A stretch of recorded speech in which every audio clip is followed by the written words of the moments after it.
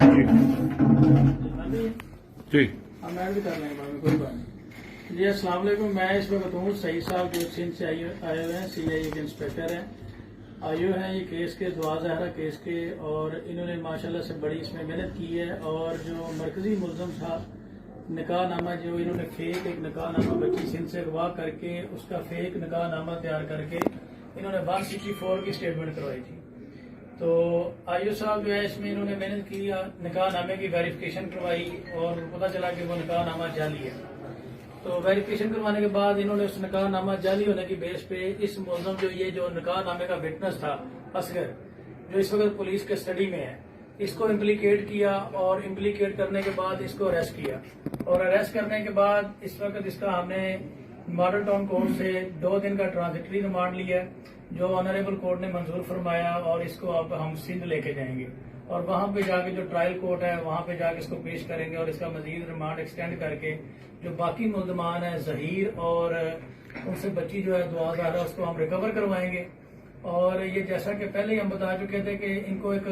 10-15 دن سے آئیو صاحب یہاں پہ یہی کر رہے ہیں کہ آپ اس میٹر کو سالو کر لیں، ان کو بار بار وارننگ بھی دی، لیکن انہوں نے میٹر کو سالو نہیں کیا۔ یہ یہی کہتے رہے کہ یہ شرعی اور قانونی بھی ہے، اور اب رزلٹ سب کے سامنے ہے کہ یہ بہائنڈ دا بار ہے، اور اس سے ہم پراپر انٹیروگیٹ کریں گے۔ اور جیسا کہ ہم پہلے کہہ چکے ہیں کہ اس جو مائنر بچی ہے 14 سال کی، اس سے انہوں نے فیک نکاح نامہ تیار کر کے ایک اس کی جو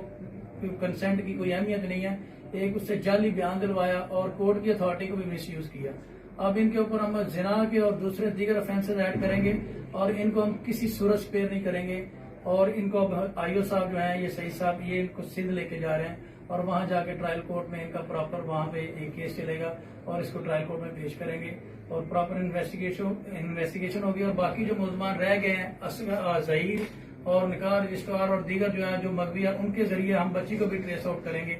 جب تک یہ بچی ٹریس آؤٹ نہیں کرواتے، یہ بہائنڈ دا بار ہی رہیں گے۔ ٹھیک ہے۔ السلام علیکم۔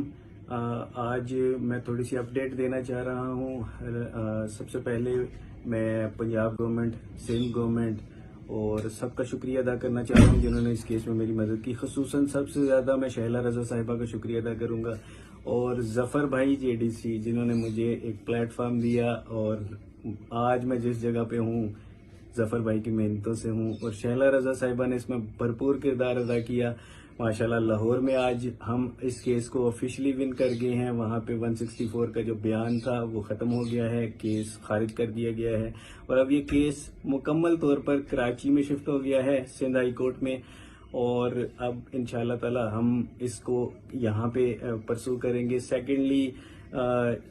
یہ چیز سامنے آ چکی ہے، مجرمان کچھ پکڑے جا چکے ہیں، نکاح نامہ جعلی ڈکلیئر ہو چکا ہے، اور اس کا اب یہ اغوا اور سہولت کاری اور یہ ساری چیزوں کی طرف کیس جا رہا ہے۔ انشاءاللہ تعالی بچی، آپ سب سے ریکویسٹ ہے دعا کرتے رہیے کہ میری بیٹی بازیاب ہو اور یہاں پر آئے، اور اس کے بعد اس میں کچھ لوگ ابھی تک پکڑے جا چکے ہیں جن کو کل سندھ ہائی کورٹ میں پیش کیا جائے گا، اور یہ ایک پورا گینگ تھا جو میں پہلے دن سے بول رہا تھا۔ ابھی اس کے سارے تانے بانے آفیشلی اب اس طرف مڑنا شروع ہو گئے ہیں۔ آپ سب لوگوں سے بہت بہت میں شکریہ ادا کروں گا پورے پاکستان کا جنہوں نے میرے لیے بھرپور دعائیں کی ہیں،